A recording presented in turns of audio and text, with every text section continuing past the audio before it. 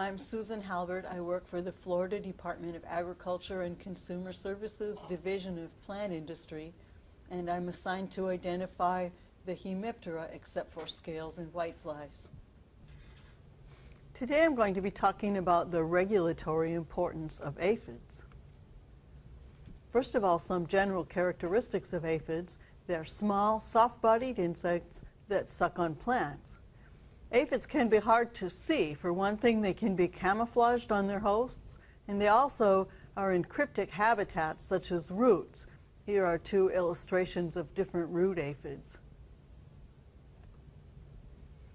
Another problem with aphids is that it only takes one aphid to start an infestation.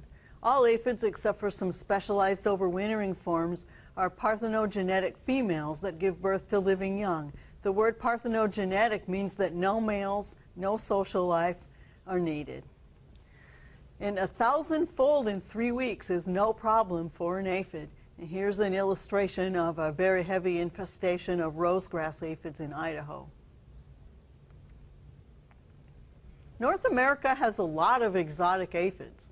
In fact, about 20% of North America's aphids are not native to North America. And in Florida, that percentage is even higher. About 1/3 of our aphids in Florida are exotic, and about 2/3 of the pest species are exotic. So how do aphids get around? For one thing, they travel on plants in transit. You can see in the photograph here some green peach aphids that traveled around on eggplant bedding plants for sale at a discount store.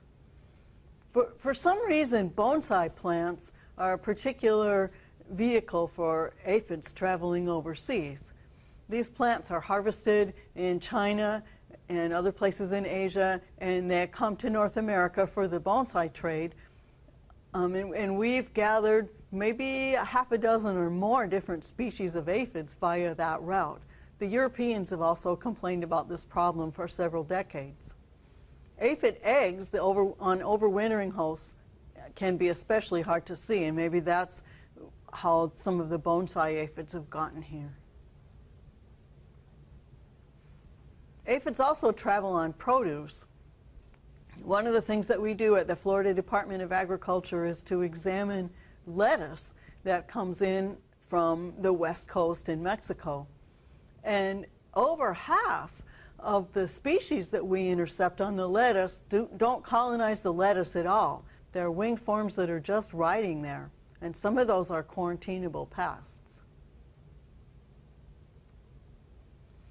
Exotic aphids can have very serious consequences. Here's an illustration of the brown citrus aphid, which has been responsible for some very serious consequences. Russian wheat aphid showed up in North America in the late 80s. And by the time it got to Idaho, it destroyed about 1/3 of the wheat crop in southern Idaho in 1988 and 1990. It was finally brought under control in about a decade through a completely integrated pest management program that involved resistant plants, biological control, some cultural cleanups, and insecticide if we needed it. Exotic aphids can cause severe plant damage. The honeysuckle witch's broom aphid showed up in Illinois about maybe the mid-'80s, and by about the late '80s it was already in Idaho, and you can see the damage that it causes to ornamental honeysuckles. One of the most serious examples of the problems caused by exotic aphids was the brown citrus aphid. It was caused by the brown citrus aphid, Toxoptera citricida, in South America. They lost almost the entire crop as a result of Tristeza virus, which is transmitted very efficiently by that species. It showed up also in Miami in 1995, and very shortly thereafter we saw a big increase not only in the amount of Tristeza virus in Miami, but also in the severity of the virus. So it seems to increase the severity of the virus as well as just increasing incidence. There are some serious virus vectors that aren't here yet. One is the Asian strain of Alicorthum solani, which is the foxglove aphid. It's a vector of soybean dwarf virus, and it also causes big damage to soybean. In about 2000, Aphis glycines, another soybean aphid, showed up for the first time in North America in Wisconsin. And as bad as that one is, this one probably would be worse because of the severe damage that it causes to the plants, and also because it transmits the soybean dwarf virus. It's really hard to tell this one from the strain of Alicorthum solani that we already have in North America, and it's equally polyphagous. So this one would be difficult to detect. So how do aphids get to North America? Smuggling, informal trade, and interest groups. We've gotten several species on bamboo, for example, probably because of people, hobbyists who trade bamboo among each other, maybe using the internet. And once again, bonsai. There's Xanthoxylum that's arriving from China, and there's bonsai for sale in Amal. So whose job is it to detect exotic aphids? The USDA and the Customs and Border Patrol inspectors are the first defense. But once in a while, maybe because of cryptic habitats or eggs that they don't see, things get missed.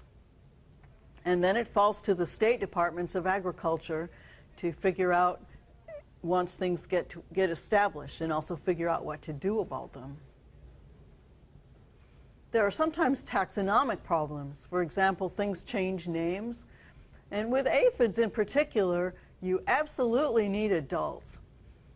I think Dr. Miller will go over the way that you recognize an adult aphid.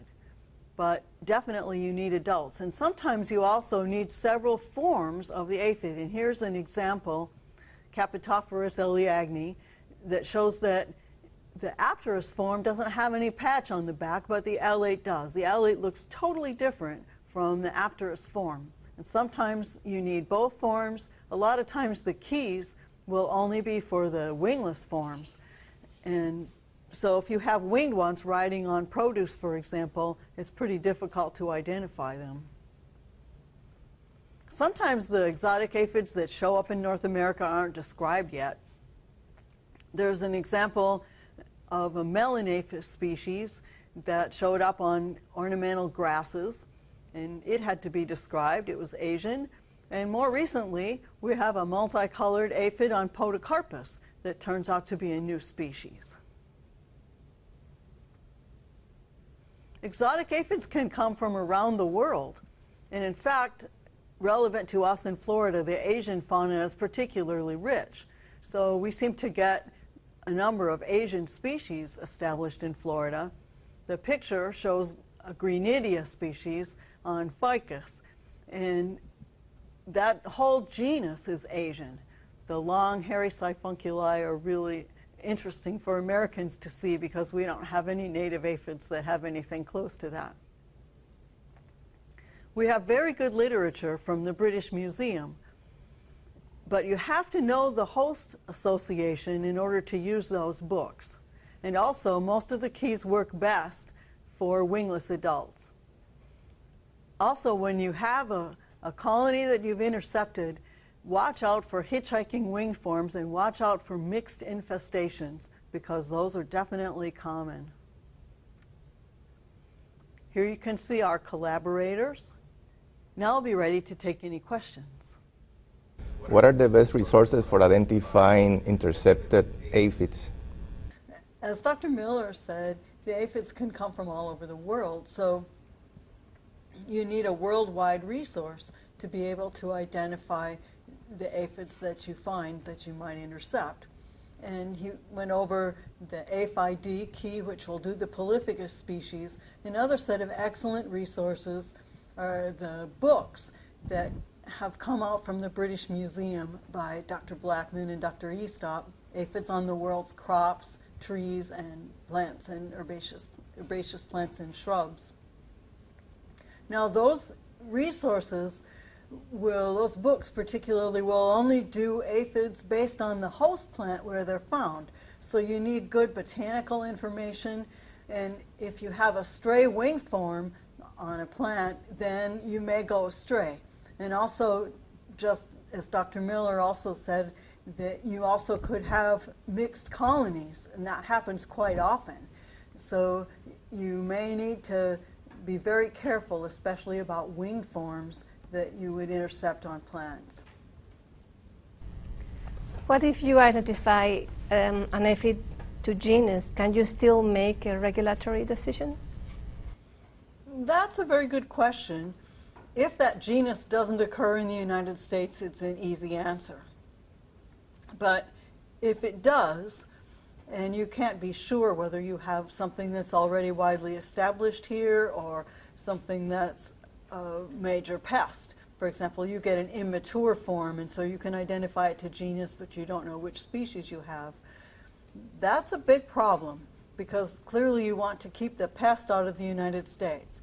But often these decisions have to be made based on policy rather than on biology.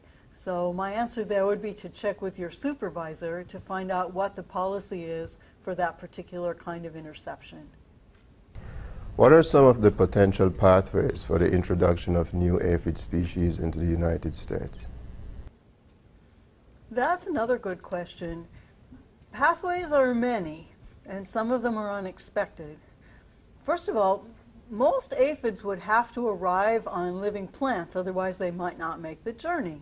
But that's not even necessarily the case, because some aphids have arrived on tiles, for example, and they survive the journey. Don't really know how, but they do. And it only, remember, takes one aphid to establish a colony. So even if one arrives, one single wing form, if it can find a plant, it can establish in the United States. So all pathways have to be investigated. The main pathways, though, are plants either smuggled or nursery stock or cut flowers, those kinds of things. Bonsai is a particularly important pathway for aphids for some reason. And we've gotten a number of introductions that can be traced to bonsai, and the Europeans have complained about the same problem for several decades.